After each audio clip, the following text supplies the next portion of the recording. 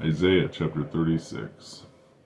Now it came to pass in the 14th year of King Hezekiah that Sennacherib, king of Assyria, came up against all the defenced cities of Judah and took them. And the king of Assyria sent Rabshakeh from Lachish to Jerusalem unto King Hezekiah with a great army. And he stood by the conduit of the upper pool in the highway of the fuller's field.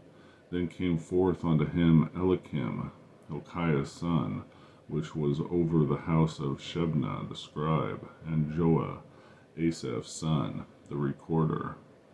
And Rabshakeh said unto them, Say ye now to Hezekiah, Thus saith the great king, the king of Assyria, What confidence is this wherein thou trustest? I say, sayest thou, but they are but vain words. I have counsel, strength for war. Now on whom dost thou trust, that thou rebellest against me? Lo, thou trustest in the staff of this broken reed on Egypt. Thereon if a man lean, it will go into his hand, and pierce it. So Pharaoh, king of Egypt, to all that trust in him. But if thou say to me, We trust in the Lord our God, is it not he whose high places and whose altars Hezekiah has taken away, and said to Judah and to Jerusalem, Ye shall worship before his altar? Now therefore give pledges, I pray thee, to my master the king of Assyria, and I will give thee 2,000 horses, if thou be able on thy part to set riders upon them. How then wilt thou turn away the face of one captain of the least of my master's servants, and put thy trust on Egypt for chariots and for horsemen? And I am now come up without the Lord against this land to destroy it. The Lord said unto me, Go up against this land and destroy it. Then said Eliakim and Shebna and Joah unto Rabshakeh, Speak, I pray thee, unto thy servants in the Syrian language, for we understand it, and speak not to us in the Jews' language, in the ears of the people that are on the wall. But Rabshakeh said, Hath my master sent me to thy master, and to speak these words? Hath he not sent me to the men that sit upon the wall, that they may eat their own dung, and drink their own piss with you?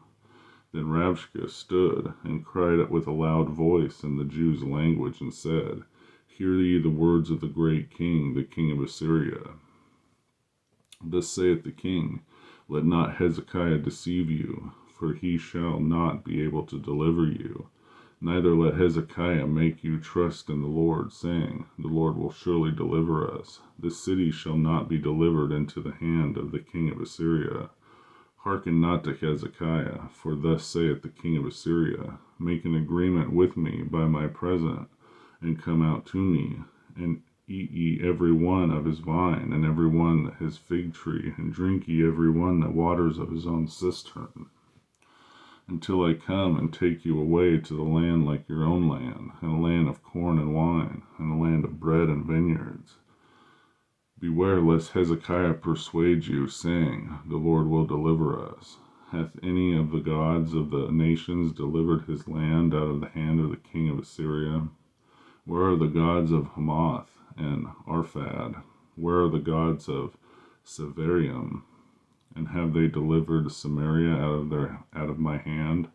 Who are they among the gods of these lands, and have delivered their land out of my hand, that the Lord should deliver Jerusalem out of my hand?